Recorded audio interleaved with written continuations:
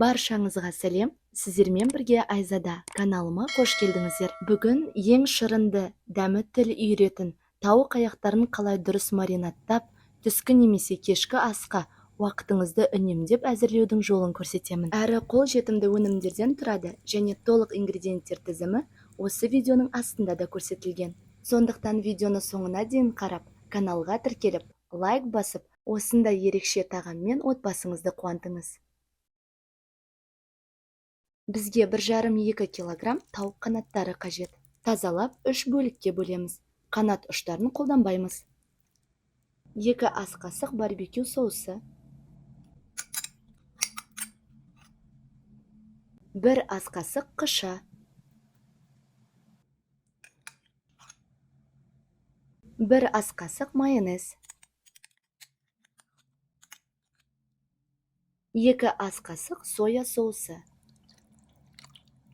толық 1 дана апельсин шырынын сығып құямыз. Дәміне қарай 1-2 шай қасық чили бұрышы, 2 шай қасық ысталған паприканы қосып, барлығын жақсылап біріккенше араластырамыз. Достар, каналымның өркендеуі үшін қолдауларыңыз өте маңызды.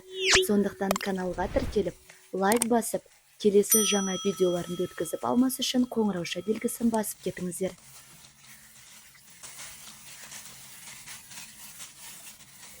15-20 минутқа қойып қойдым, бірақ сіз бірден пешке салсаңыз да болады.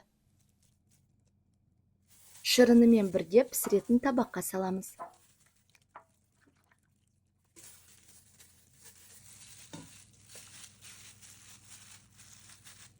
Екі ас қасық өсімдік майын құйып, кішкене араластырып аламыз.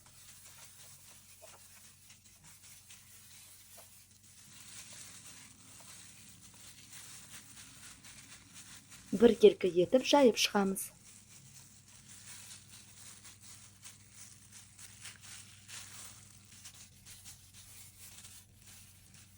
«180 градуста 1 сағат пісіреміз. Бірақ әркімнің пеші әртүрлі болғандықтан қарап тұруға кеңес беремін. Міне біздің шырынды әрі өте дәмді қанаттарымыз дайын болды. Түскі немесе кешкі асқа қасына кез келген гарнир әзірлеп ұсынсаңыз да болады.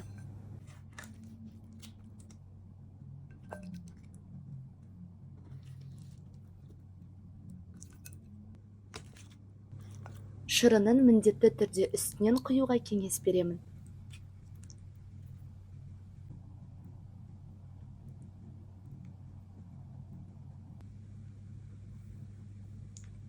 Күнжіт пен тауықтың үйлесімі ерекше, сондықтан 1 ас қасық күнжітті сеуіп қоямыз. Достар, міндетті түрде әзірлеуге кеңес беремін. Отбасыңызға өте қатты ұнайтынына сенімдімін. Астарыңыз дәмді болсын. Каналға тіркеліп, лайк басып, достарыңызбен бөлісе кетіңіз. Аман сау болыңыздар.